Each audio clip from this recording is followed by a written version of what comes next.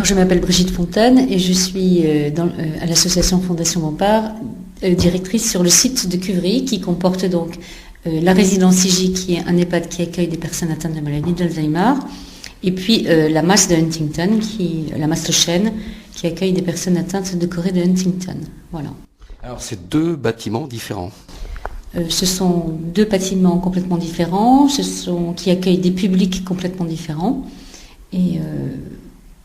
Mais bon, voilà, qui ont le mérite d'être sur le même site et le même lieu géographique et qui ne nécessitaient pas une direction séparée par site. Voilà.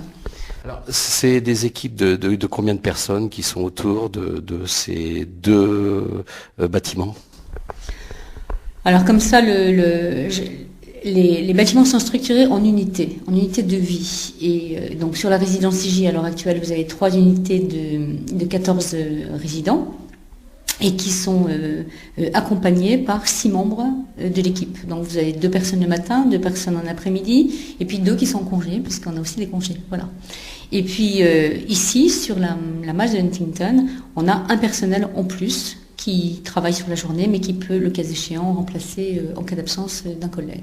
On a plus de moyens dans le médico-social personnes adultes handicapées que dans le médico-social personnes âgées. Voilà. Mais c'est vrai que les problématiques sont différentes aussi. Autour de ça, on a un encadrement d'infirmiers et d'infirmières. Donc sur la MAS ici, on a 3 infirmières, plus une coordinatrice. Et sur la résidence IJ, on a aussi 3 infirmières. Voilà. Alors, ce sont deux choses complètement distinctes et vraiment différentes au niveau de l'accueil de ces personnes que vous recevez là. Vous savez, un projet de vie, ça reste un projet de vie, quelle que soit la maladie dont on est atteint. Alors, il est clair que chacun a sa spécificité et qu'on va s'adapter à chaque pathologie. Mais pour autant, pour ce qui est de dynamiser l'autre et l'inviter à aller jusqu'au bout du sens, jusqu'au bout de sa vie, il est clair que la démarche est à peu près la même. On va s'attacher à connaître les personnes, à connaître leurs différences, à connaître la façon de l'aborder en fonction de la pathologie qu'elle a, connaître forcément la pathologie, parce que c'est par la connaissance qu'on pourra au mieux la toucher. Et après ça, on va développer effectivement l'accompagnement le plus adapté. Le but étant de prendre soin et de faire en sorte que le bout du chemin soit le meilleur possible et pour tous. Voilà. Alors, ces deux lieux de vie, ils sont complets? Il reste des places encore d'accueil? Absolument pas. Par contre, il y a des listes d'attente. Voilà. Non. Je pense que pour tout ce qui est, en tout cas pour la maladie d'Alzheimer, effectivement, le gouvernement a fait fort cette année à développer un petit peu dans toutes les EHPAD des unités Alzheimer intramuros, parce que c'est un vrai problème de santé publique. On annonce à l'orée, je ne sais plus, 2020 ou 2025, on annonce 800 000 personnes atteintes de maladie d'Alzheimer. Donc, c'est vous dire. Mais pour reprendre ce que disait Jacques Royer, le directeur général de l'association, c'est vrai que la démarche des familles, et notamment des conjoints, n'est pas forcément immédiatement l'idée d'un placement. Et nous avons développé sur Cuvry un parcours coordonné qui va du domicile avec les différents services que nous avons développés dans l'accompagnement à domicile jusqu'à la solution intermédiaire de l'accueil de jour, puis du placement temporaire avant d'arriver à l'accueil définitif. Le but n'étant pas de faire rentrer les gens de toute force dans l'établissement, mais de les accompagner pour, à un moment donné, envisager le placement définitif s'il y a lieu, mais pouvoir aussi rester à la maison si ça peut se faire. Voilà.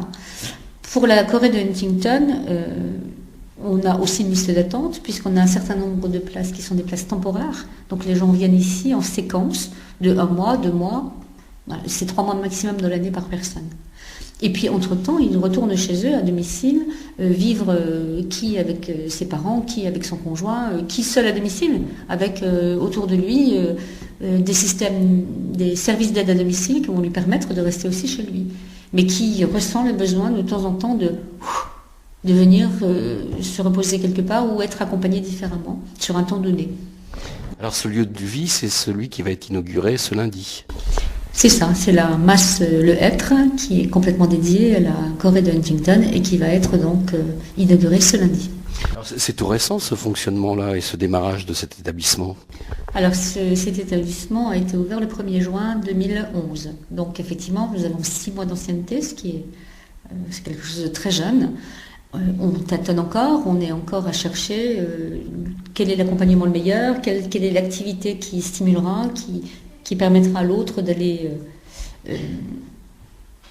au-delà de la maladie pour avoir encore envie, quoi. Voilà.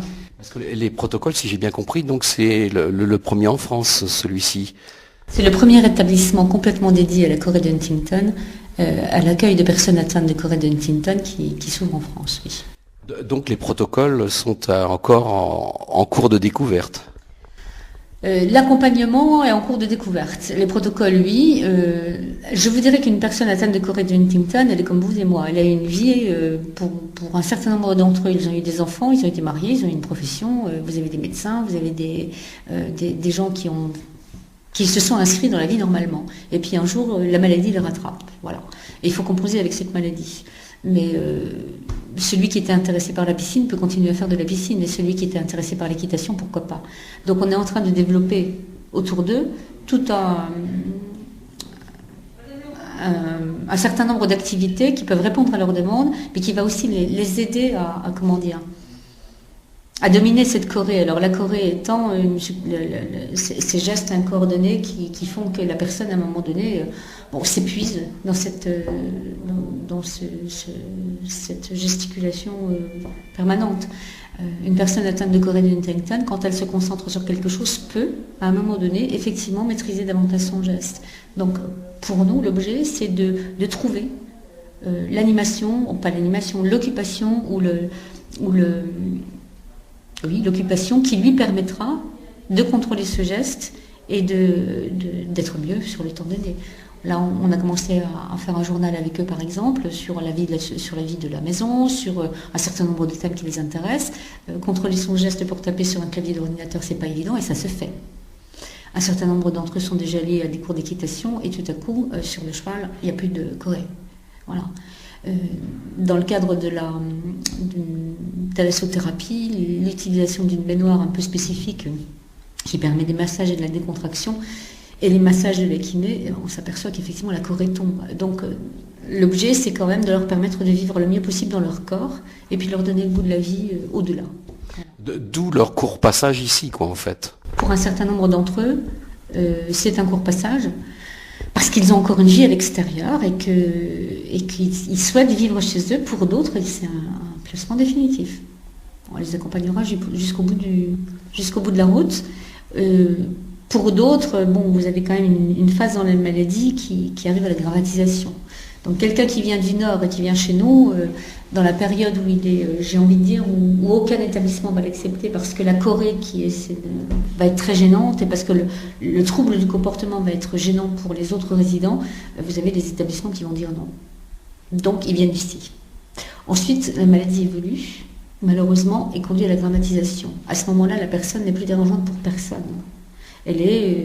C'est un accompagnement de vie d'une personne qui est en fin de vie, mais pour lequel on va s'attacher au bien-être le plus possible, mais qui ne va être dérangeante pour personne. Donc elle pourrait retourner dans sa région à ce moment-là, trouver un établissement qui l'accueille.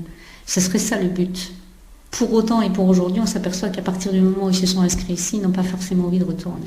Voilà. Donc on va voir. On va voir avec le temps comment on gère la totalité.